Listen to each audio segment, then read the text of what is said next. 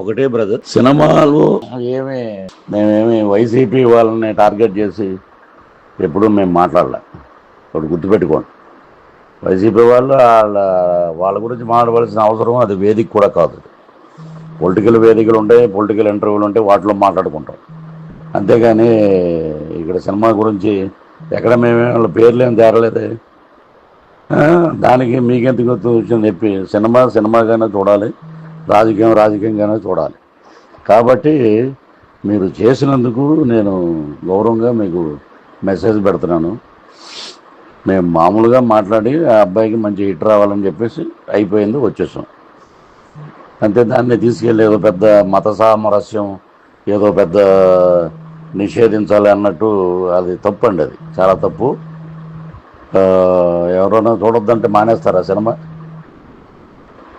Cinema super duper hit అవుతుంది, చూసుకోండి. Thank you.